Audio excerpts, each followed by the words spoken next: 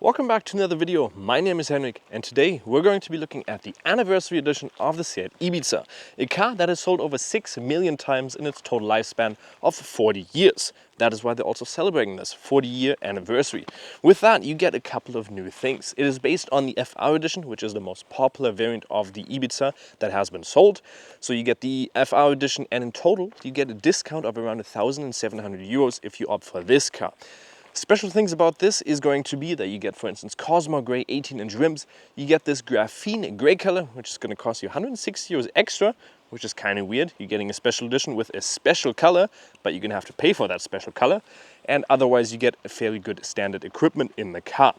We're going to talk about everything. We're going to look at the price, as the normal SEAT Ibiza starts around 19,000 and the FR edition or the anniversary edition at around 26,000 euros. So let's check everything out and also take it for a test drive. Let's start off with the front of the anniversary edition. In that you get full LED lights standard, otherwise you're going to have to get them optionally selected.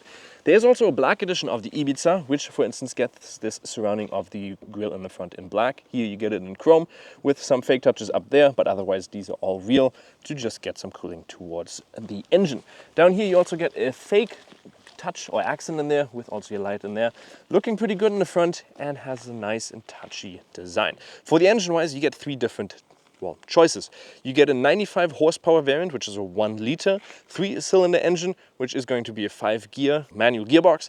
Then you have the engine that we have, which is the 1 liter 116 horsepower engine, which you can get as a 6-speed manual gearbox or a DSG automatic. And then you can also select the 1.5 liter TSI, which is a 4-cylinder with 150 horsepower, only available in a DSG variant. So because the car is on the MQB-A0 platform, just like any other compact B-segment car that Volkswagen offers, so the A1, you got the T-Cross on there, you also have the Skoda Fabia and also the Volkswagen Polo. Therefore, the dimensions are also going to be fairly compact. 4 meters and 6 long, 1 meter and 45 tall, and also 1 meter and 78 wide. Therefore, a good car for the city. Like I said, you do get the Cosmo Grey 18-inch rims on the side. You also get automatically foldable side mirrors, which will work if you close the car. You can see they're going to fold in, good for the city as well. You get a panoramic window, which is going to cost you 990 euros extra, but very nice because you can obviously open it. You get keyless entry in the front, but not in the rear. Blacked out rear windows, and if you forgot that it is the anniversary edition, you have it on the side pillar here saying Anniversary Limited Edition. If you forgot that, you can also open the door, and down on your side pillar it's going to say Anniversary Edition Limited or Anniversary Limited Edition. So just another touch in there. And you also have a fuel tank of 40 liters, which is going to get you a range of around 730 kilometers with the combined fuel consumption of this car that it claims of 5.5 liters. And like already mentioned, because it is based on the FR edition, you also get the FR logo on the back. Ibiza down here, this is where you open your trunk. We'll look at that in a second. And you also, with the FR edition and only with the FR edition, get these fake blends for your exhaust pipes. So those are not real, but they are fake. Down here you also get a camera, and you can theoretically tow up to 1,100 kilograms if you do opt for the towing hitch. We don't have that in here. The boot in here is not electrically, but it has a very nice springy system in it. Trunk capacity is also 355 liters up to 1,165. Down here, if you don't opt for the extra wheel, you can also have a little bit more storage space down there where you can theoretically put some stuff in. And obviously you can also flip over the back seats. The car is also going to weigh only at 1,168 kilos. You can definitely see that because they have saved a couple of weights down here. This reminds me of the Dacia Spring theoretically, because there is really nothing covering up the rear hatch here. So yeah, quality, that is not completely closed.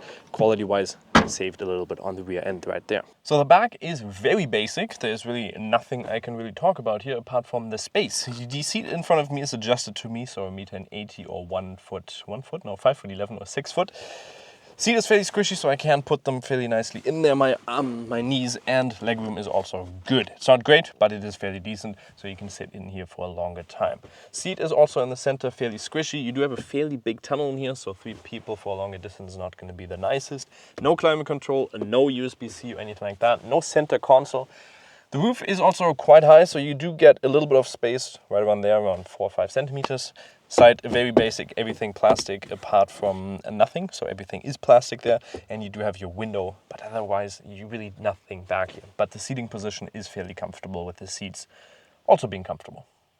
Let's now take a look at the interior, and I really do like this. First of all, we do have the panoramic window, which I already mentioned, so we can theoretically do this and then close it, and we can slide this forward and have it completely closed just to have some more sun protection.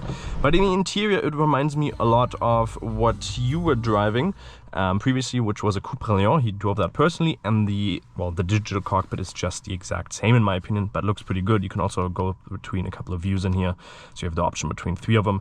I really do like it. Infotainment display, you get the bigger one with the anniversary edition, so the 8.2 or the 9.2 actually, which is Apple CarPlay, Android Auto wirelessly. There's already consumption, spoiled a couple of things in here. There we go, Apple CarPlay, Android Auto wirelessly. If you just go on there, you can see my phone is connected, and you have Google Maps, stuff like that, so very nice, which I like. Interior, couple of USB-Cs down there. You have inductive loading, automatic climate control. If you do get the bucket seats, which we have in here, you don't have the option of getting heated seats in there. Manual gearbox with a 6-speed, a couple of different modes down there, and you also get a manual handbrake. And a little bit of a very small armrest in there, so you can put a small bottle in there, but that's about it.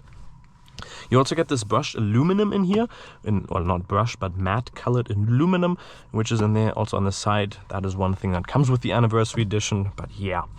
Let's drive this thing. It is the manual gearbox, so again, like any other video where it's a manual gearbox, please do excuse my lack of efficiency when driving a manual gearbox. I am just not the greatest at it. There we go, that was impressively well for my standards, driving uphill of 2 centimeters. But what is nice about this manual gearbox, it is fairly easy to shift, and for me personally, it is also a very good gearbox. It is efficient, especially when you drive on the Autobahn, because you do have the 6-speed in here, so you can put it in the 6th gear and then be a little bit more efficient compared to if you were to get the 5-speed gearbox with the 95 horsepower. That would be a little bit less efficient on the highway. The power behind it is also okay. It is surprisingly good. It does have the maximum power of 116 horsepower at 5,500 Newton meters RPM, so fairly high, but your Newton meters are going to be at 200 and between 2,000 and 3,000 RPMs, so fairly early, and you can definitely tell that with the engine. It has a good amount of punch straight off the line, and therefore feels more powerful than the 116 horsepower, and completely doable if you want to do some overtakes or just accelerate a little bit quicker. This is definitely good in my opinion. But the steering wheel, I really do like. It looks sporty, looks modern, one of the best in the segment, if not the best. The only thing that I will complain about is that on the side here you have the OK for your infotainment, or for your digital cockpit, and the sound on the left side. But you also have the skip song on the right side, so if they would have just flipped these 2 dials around, it would have been perfect. You have physical buttons, which I like, and just also flatten out on the bottom with the FR logo. Just a really good looking and amazingly comfortable steering wheel in your hand. We do have the bucket seats in here, and they're also very buckety, so they are definitely supporting you on your side quite a lot, and they do feel good as well. In general, the interior is just one of my favorites for the segment. You just feel comfortable in here, you step in and you just feel good, you feel comfortable, and it's just a welcoming, pleasant experience in here. Surrounding view of this car is also fairly decent. A very big rear window.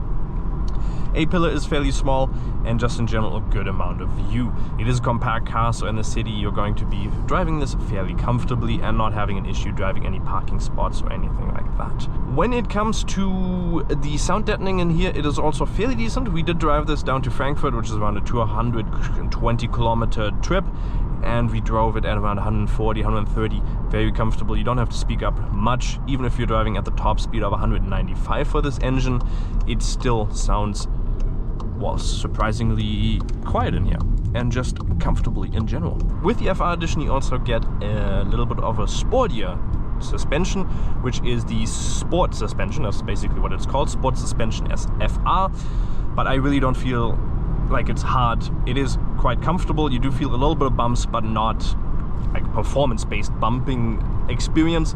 So especially over long trips, this is going to be quite comfortable. You also get differential, so the XDS is what it's called. You get that in here, and the fuel consumption here is also okay. Claimed, like I said, is 5.5. Well, it's not okay, it's fairly decent. 5.5 is claimed. We're currently over the last, let's quickly check it out. Over the last 700, almost 800 kilometers, we've had an average fuel consumption of around 6.3 liters. half of those kilometers are highway. So 6.3 is, in my opinion, fairly decent. You can definitely get a lower to around 6, I'd say. So obviously, if you're just driving this in the city, it's going to be a little bit higher. I think claims around 6.8. So an okay range that you get. Turning radius of this car is also going to be 10.4 meters. And let's also very quickly take a look at the rear view camera.